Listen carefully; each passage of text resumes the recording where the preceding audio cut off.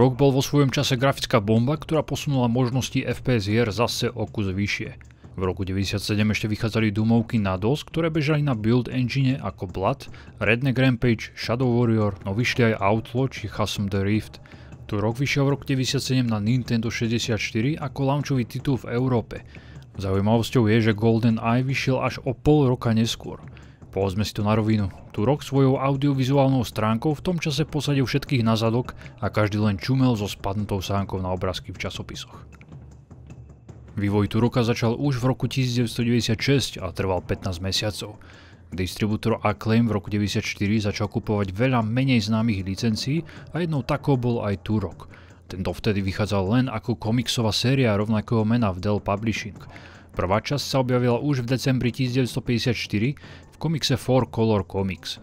Neskôr ho v roku 1993 oživilo americké vydavateľstvo Valiant. Tieto komiksy si môžete prečítať v internetovom archíve, odkaz nájdete pod videom. Acclaim kúpil Valiant za $65 miliónov a o rok neskôr získal za $5 miliónov aj štúdio Iguana, ktorému dal za úlohu vytvoriť hru podľa licencie Turoka. V auguste 1994 oznámili, že Turok bude exkluzívny titul pre novú plánovanú konzolu od Nintendo. Tá vyšla v domovskom Japonsku v júni 1996, v USA v septembri a v Európe až v marci 1997. Turok nevyšiel ako launch titul ani v Japonsku a dokonca ani v USA, pretože bol odložený. Vyšiel až v Európe v marci 1997, takže to bola jedna z prvých hier, ktorá na túto platformu vyšla. Spolu s ňou vyšiel aj Super Mario 64, FIFA 64, Pilot Wings 64, 3D hokej Vajna Gretzkyho a Star Wars Shadow of the Empire. Producent a dizajner hry bol David Dinsbyr. Nebola to jeho úplne prvá hra, no prvýkrát viedol podobný projekt.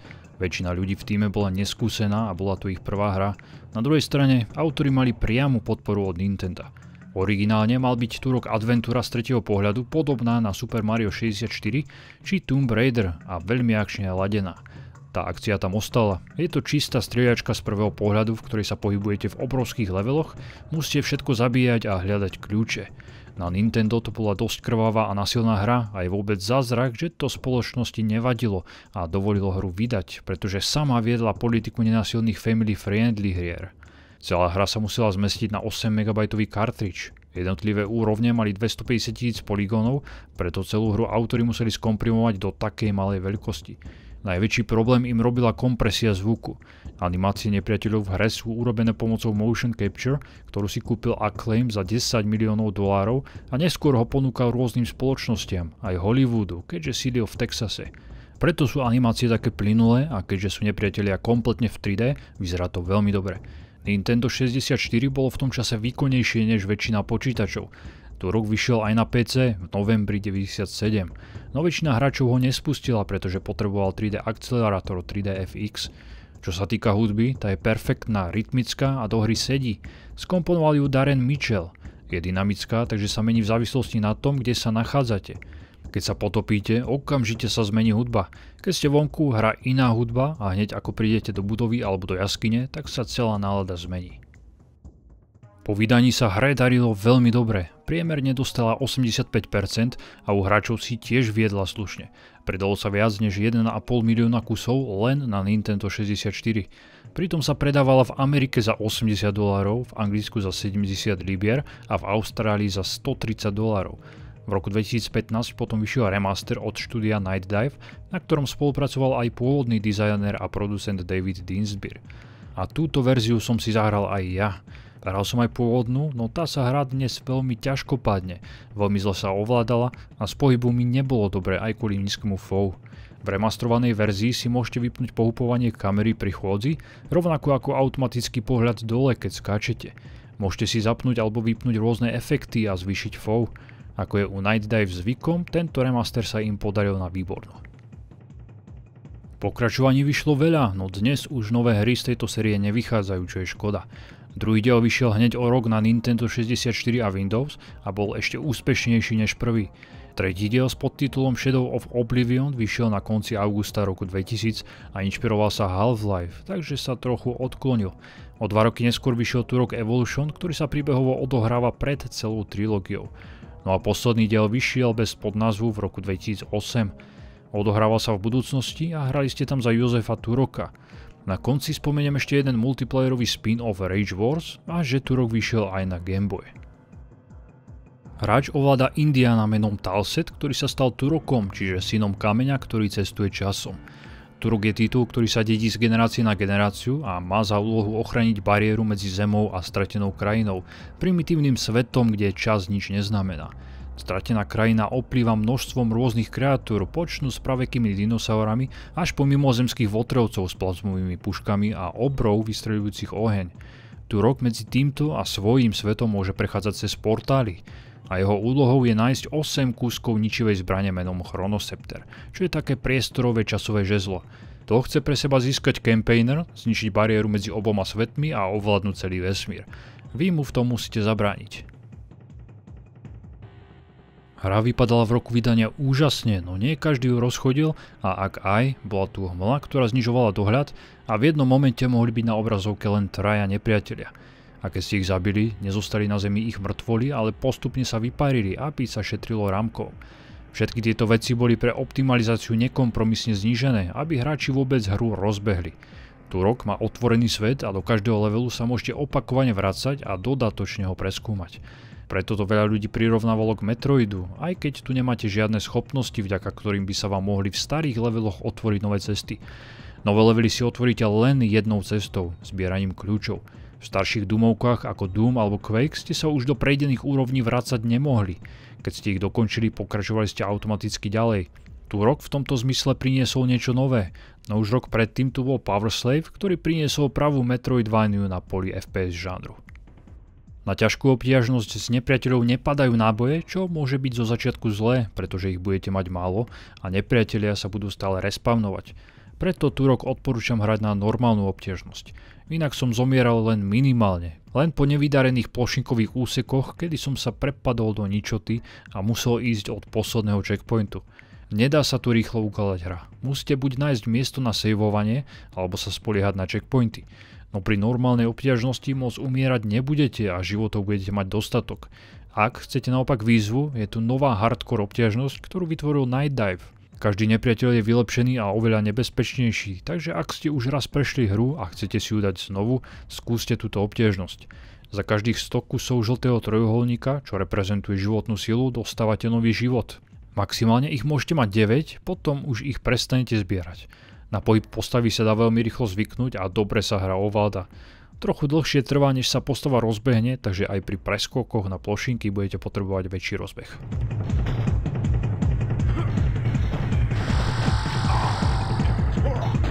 Nepriatelia sú celkovo dosť pomalí a ani na najťažšiu obťažnosť mi hra neponúkla poriadnu výzvu.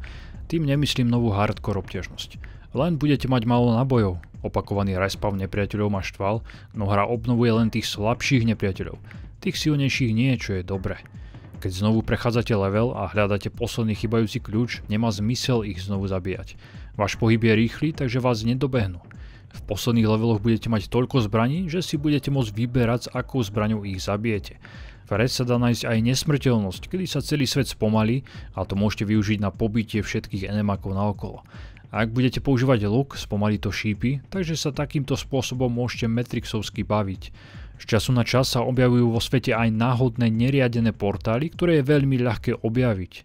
Cez ne sa dostanete do bonusových levelov plných pascí, kde môžete veľa získať. Ak spadnete na elektrizujúcu podlahu, tak nič nestratíte, len vás to portne hneď na začiatok bonusu.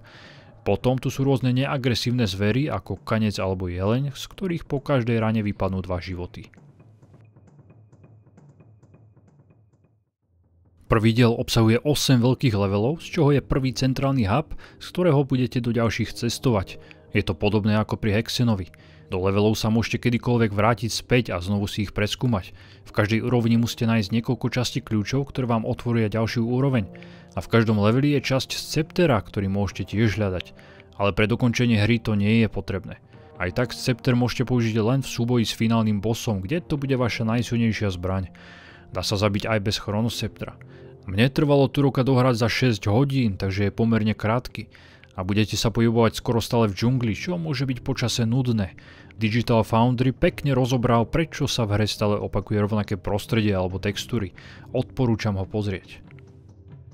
Keď zapnete novú hru, tá vám toho moc nevysvetlí, lenže musíte nájsť ruiny, kľúče a otvoriť portály do ďalších levelov. Hru budete začínať len s nožom a lukom. Nôž som vôbec nevyužil, pretože som hneď našiel pištol. Luk je dosť slabý a oplatí sa ho používať až keď nájdete výbušné šípy. Prvý level je veľmi jednoduchý a naučí vás mechaniky hry. Prvými nepriateľmi budú vojaci Kempeniera.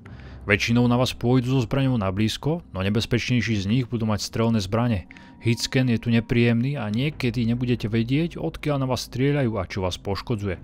Zabijete si aj prvých dinosaurov a raptorov. Nie sú moc ťažkí, no s príchodom HD remastera sú na hardcore obťažnosti oveľa nebezpečnejší. Sú rýchlejší a útočia oveľa viac.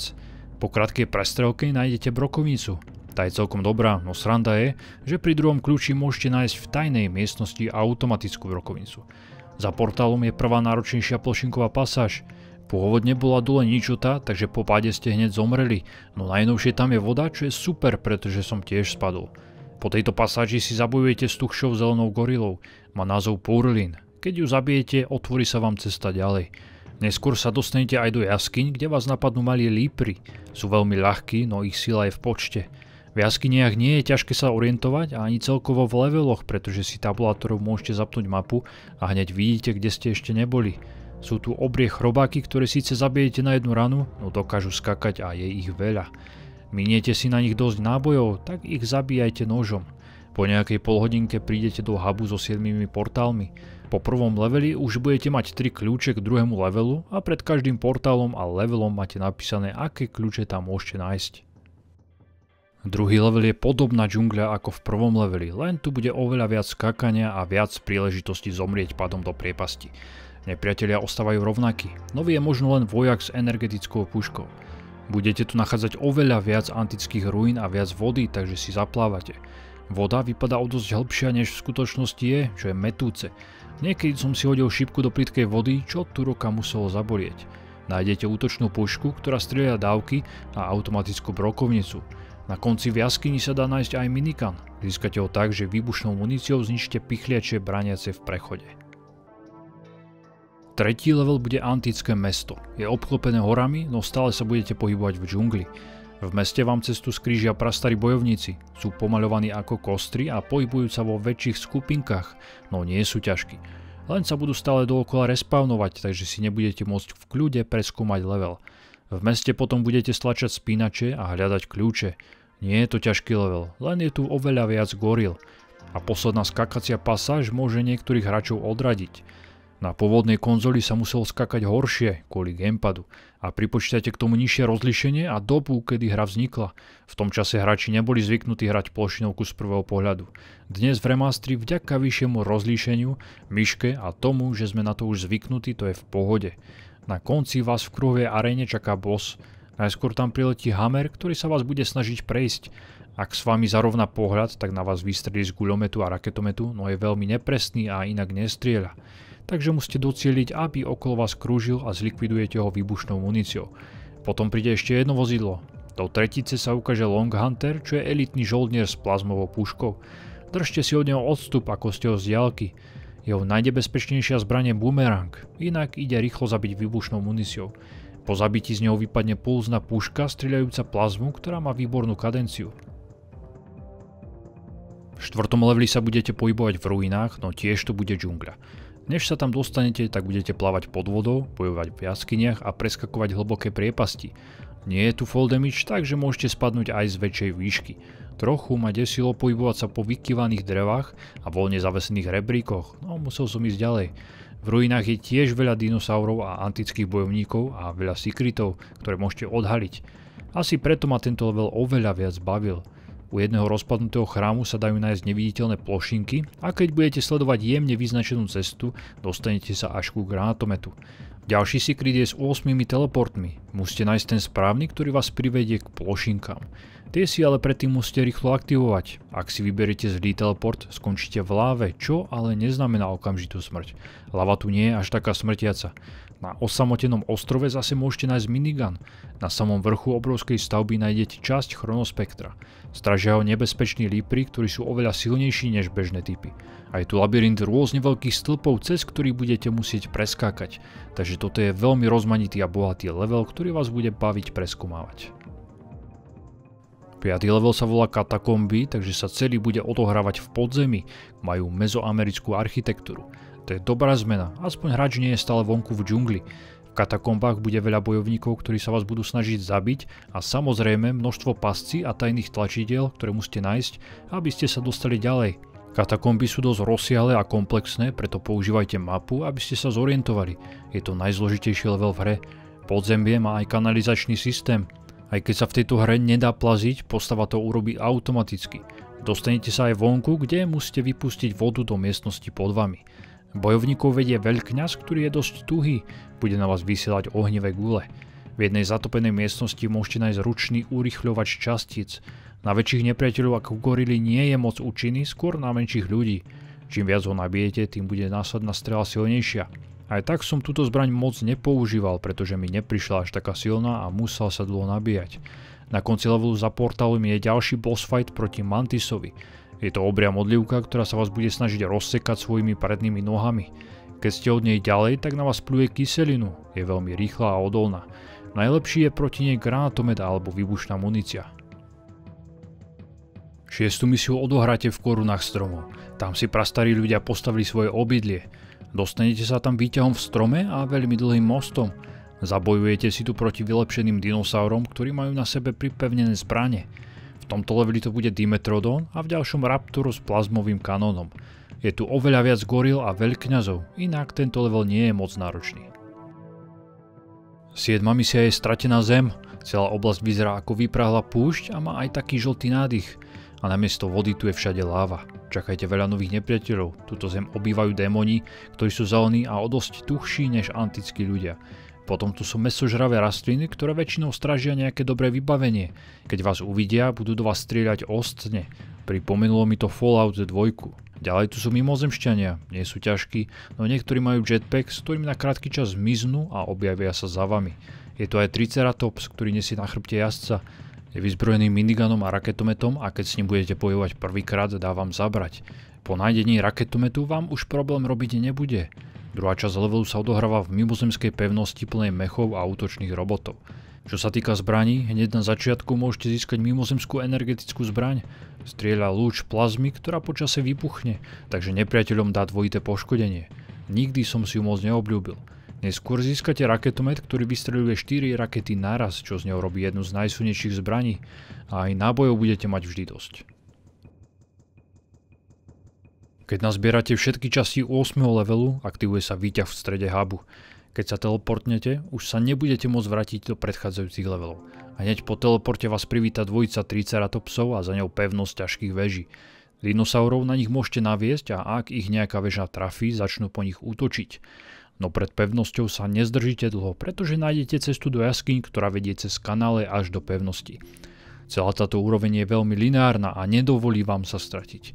Je tu plno nepriateľov a robotov, no teraz už máte slušný arzenál, tak vám nebude robiť problémy všetkých zabiť. V stokách pevnosti som našiel nového nepriateľa, akéhosi kraba, ktorý mi trochu pripomenul Dark Forces. Vo väčšej miestnosti s gravitačnými výťahmi nájdete poslednú zbraň, fúzny kanón. Je to také BFGčko Turoka, má len 2 náboje a musí sa chvíľu nabíjať, no vystrelí guľu nukleárnej energie. Aj keď papierovo je už lepšie len Chronoscepter, ten môžete použiť len na záverečného bossa a má len 3 výstrely. Fúzny kanón sa dá používať stále, ak máte muníciu, čo sa pre mňa stáva najsilnejšia zbraň v hre. Na konci hry si zabojujete rovno s 2 bosákmi, s Thunderom, čo je campaignerov Tyrannosaurus Rex. Chlapík mu primontoval kybernetické časti na telo, takže teraz môže z papule chrliť oheň a z očí strieľať laserové lúče. Ani jeden jeho útok nie je nebezpečný, pokiaľ budete stále utekať dozadu a strejfovať. Najlepšie je proti nemu raketomet a výbušné šípy, ktoré budú na okraji arény. Finálna konfrontácia proti campaignerovi je slušná. V súboji s ním sa musíte stále pohybovať a jeho najsilnejší útok je skok. Tomu sa vyhnete tak, že v správny moment uskočíte, inak sa dokáže k vám teleportovať a strieľať energetické gule. Po jeho zabití nasleduje pekná akčná animačka a záverečné titulky. Turok odporúčam, je to kvalitná strieľačka z prvého pohľadu, ktorá je ale trochu krátka. Night Dive ho zremastrovalo veľmi slušne a konečne sa dá dobre hrať aj na PC a nových systémoch.